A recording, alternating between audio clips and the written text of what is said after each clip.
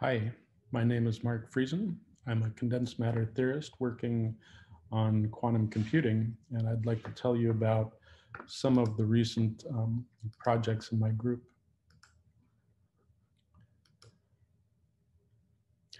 Much of my work is focused on quantum dot qubits.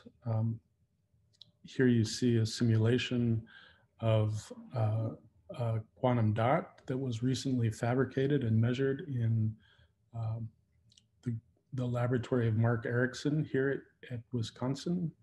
We perform a variety of simulations of different quantum dots for our colleagues around the world.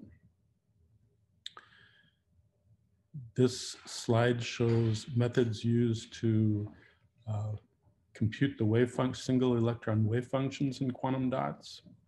We also compute two electron and multi-electron wave functions, which is in general much more difficult. On the right-hand side, you see quantum simulations of two electron wave functions for a kind of qubit called a singlet triplet qubit. It's interesting that these wave functions look so different. Atomistic details play a surprisingly important role in the operation of solid state qubits. Here you see a simulation of a single electron wave function in a quantum well. In this case, the wave function, the fast oscillations of the wave function are not due to the atomic variations in the silicon quantum well, but rather to the fact that the silicon is an indirect semiconductor.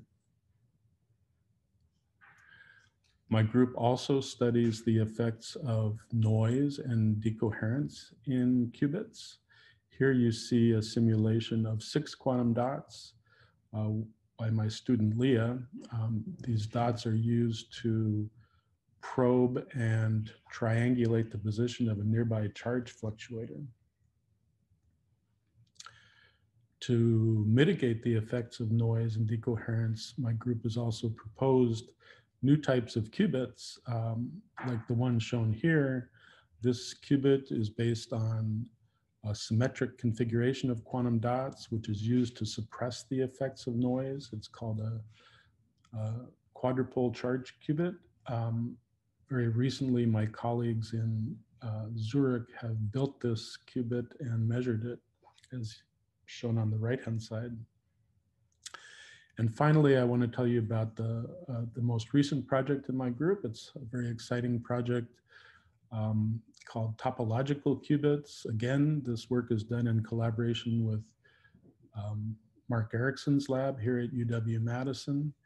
This kind of qubit is formed in a germanium wire, which is in contact with a superconductor so that it's also proximatized to be superconducting.